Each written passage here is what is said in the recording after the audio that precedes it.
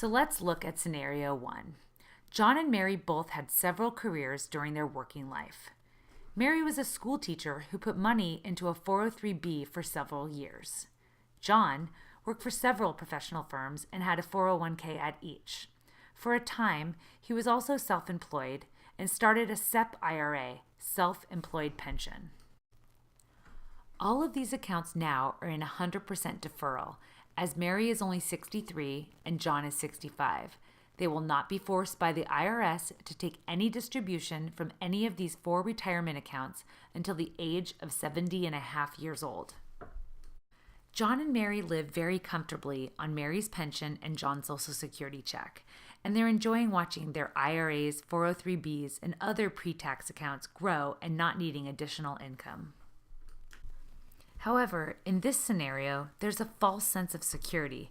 It's almost a tragedy, as they are not withdrawing from their IRA. Let's look at a scenario where that IRA grows until John has reached 70 and must start withdrawing money from his 3 accounts. If the account balance is currently at $600,000 and it grows at a conservative interest rate at 5%, then by the time he turns 70 and a half, those 3 accounts will total $760,000 or more.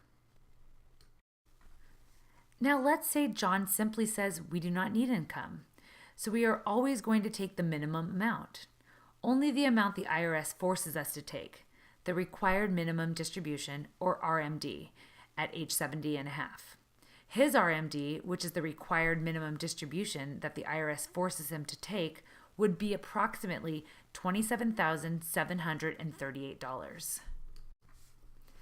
That amount added to the income already on his tax return, along with his Social Security income and Mary's pension income, then creates a double taxation dynamic.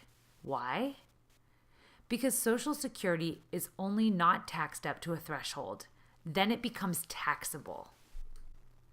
So in this scenario, as soon as those RMDs, the amount the IRS makes you take from your IRA, is at 70, that also creates a second tax on 50% of John's Social Security check, which was previously not in the calculation for taxation. Then, when we show Mary's minimum distribution starting to be also withdrawn from the account, the problem is further escalated.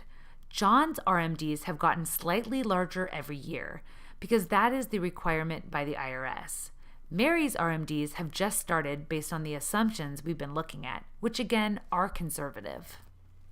Mary's new required minimum distribution and John's ongoing, slightly larger required minimum distribution now looks like this on the same tax return, causing the Social Security to be taxed at 85%, which was previously only supposed to be taxed at 50%, and before the IRA's RMDs, it was being taxed at 0%.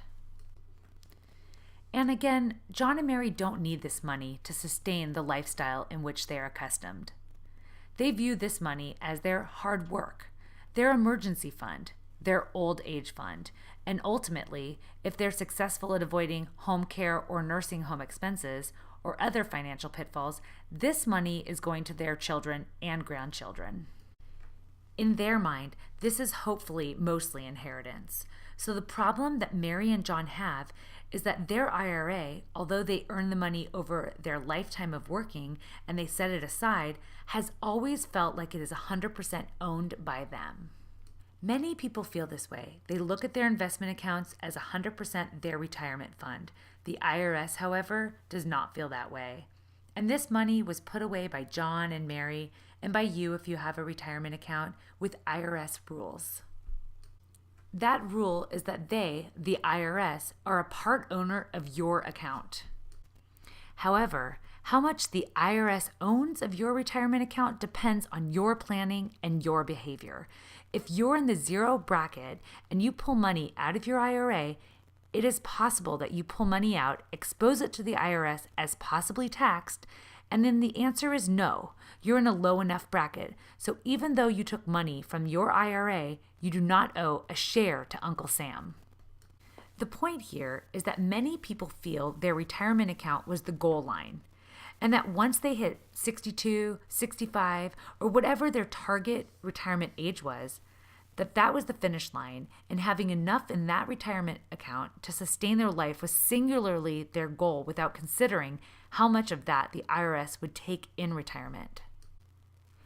If that's not all bad enough, the problem often carries into the next generation.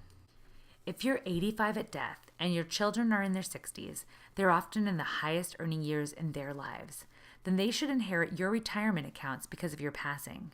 They're often elevated from the 25% and higher tax brackets up to the highest tax brackets, losing up to 50% or more of your entire life's work in the stroke of one check to the IRS. So you need to do something, but it isn't a bad thing. It's actually pretty easy. It's make a plan. Just like you plan to put the money away, you need to be extremely careful. Very concerned and willing to spend time actually planning the taxation of your retirement dollars until the day you die. It can't be a sedimentary activity or, well, we'll just wait until see what happens attitude. Listen, we want to help you be proactive. Like any great team, there's usually a coach.